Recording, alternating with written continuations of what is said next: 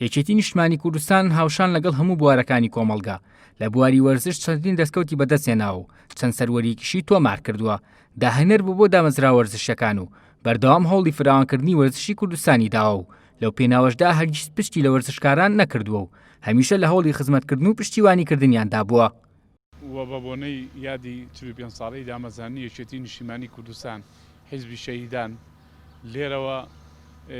سەری ڕێز و نەوازش دانێنم بۆ ئەو شەهیدانە وەسڵا و ڕێزمەیە بۆ هەموو هاوسەرۆک و هەموو ئەندامانی مەکتەبی سیاسی و سەرکردایەتی و هەموو ئەندام و لایەنگرانی یەکێتی نیشتمانی کوردستان و دیارە ئێمە وەکو وەرزشکارانی کوردستان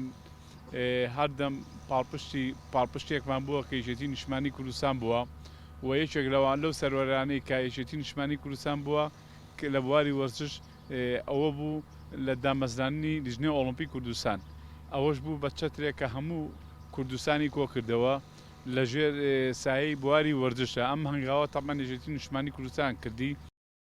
چکە لە دامەزرانی لیژنەی ئۆڵمپی و لیژنەی تیپە ملیەکان و یەکێتی وەرزشەکان گرنگێکی تەواویشی داوە بە لایەنی وەرزش لە نێو هێزەکانی پێشمەرگە بە سەرپەرشتی ڕاستەوخۆی هەڤاڵ مامجەلال کە لە نێو فەرماندەی هێزەکانی هەفتە بەشێکی بەناوی بەڕێوەبەرەتی وەرزش و یاریەکان دامەزراندووە و ئەرکی ئەم بەڕێوەبەرەتیە خزمەتکردن و ڕێخستنی چالاکی وەرزشیە بۆ هێزەکانی پێشمەرگە تا زیاتر چالاک بن و لە یەکتر نزیک ببنەوە. پیرۆزبایی خۆم ئاراستەی سەرجەم هەڤاڵانمان لە یەکێتی نیشتمانی کوردستان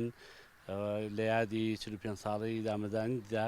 دیارە یەکێتی نیشتمانی کوردستان ڕۆڵی تەواوی هەبووە لە سەرجەم جومگەکانی وەرزش بە تایبەتی لە ناو هێزی پێشمەرگە ئەویش بە دامەزراندنی بەڕێوەبەرەتی وەرش و یاریەکان سەر بە هێزەکانی هەفتە لە ساڵانی 2005 دامەزراوە و ڕۆڵی تەواوی بینیوە لە ناو هێزی پێشمەرگە و بیرمە ساڵی 2005 جەنابی مامجەلال پشتگیری تەواوی کردین لە دروستبوونی فیستیڤالێکی وەرشی سەربازیکە لە مەلعبەکەی ئۆسایی شاری سلێمانی ئەنجامماندا.